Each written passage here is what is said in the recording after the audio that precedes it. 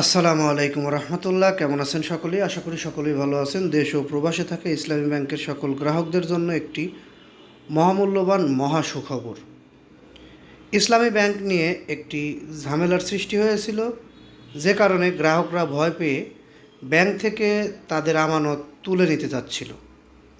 গতকাল থেকে আজকে এই পর্যন্ত আমাদের কাছে যে খবর আছে, গ্রাহকরা আমানত তোলা বন্ধ করে এখন আমানত আবার রাখতে শুরু করেছে। এর কারণ হিসেবে আমরা যেটা জানতে পেরেছি, বাংলাদেশ ব্যাংকের কিছু গুরুত্বপূর্ণ পদক্ষেপ।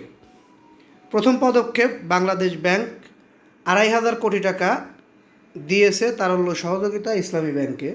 দ্বিতীয় পদক্ষেপ, গতকালকে ইসলামী ব্যাংকের পর্ষদ ভেঙে দিয়ে নতুন করে ইসলামী ব্যাংকের পর্ষদ গঠন করা হবে, অর্থাৎ ইসলামী ব্যাংকের যারা পর্ষদের দায়িত্বে ছিলেন, এমডি থেকে শুরু করে সবার নিয়োগ বাতিল করেছেন বাংলাদেশ ব্যাংক।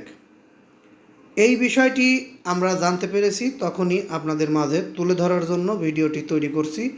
আপনাদের আর কোনো ভয় নেই বা আর কোনো আশঙ্কা কোনোভাবেই কাম্য নয়, কারণ ইসলামী ব্যাংক বাংলাদেশের মধ্যে বেসরকারি ব্যাংক খাতের ভিতরে সর্বোচ্চ উচ্চ পদমর্যাদার ব্যাংক।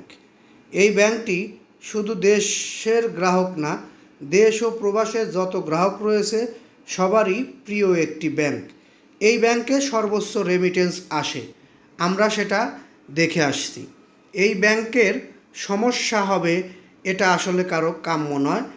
ঠিক তারই ধারাবাহিকতায় বাংলাদেশ ব্যাংকের পদক্ষেপটি আমার কাছে ভালো লেগেছে। আপনার কাছে কেমন লেগেছে অবশ্যই কমেন্ট বক্সে জানিয়ে যাবেন। যারা এতক্ষণ ধৈর্য সহকারে নিউজটি দেখলেন তাদেরকে বলবো, আমাদের নিউজটিতে একটি লাইক দিয়ে দিবেন, আর আমাদের থেকে এরকম ধরনের গুরুত্বপূর্ণ নিউজ পেতে অবশ্যই চ্যানেলটি সাবস্ক্রাইব করে বেল বাটন অন করে রাখবেন। ইসলামী ব্যাংকের গ্রাহক হলে আপনি আর ভয়ের কিছু নেই আপনার, আমরা এটা বলতে পারি। বর্তমান পরিস্থিতিতে যে বিষয়টি আমরা দেখতে পাচ্ছি, ইসলামী ব্যাংক হয়তো অতি দ্রুতই আবার তার আগের অবস্থানে ফিরে আসবে।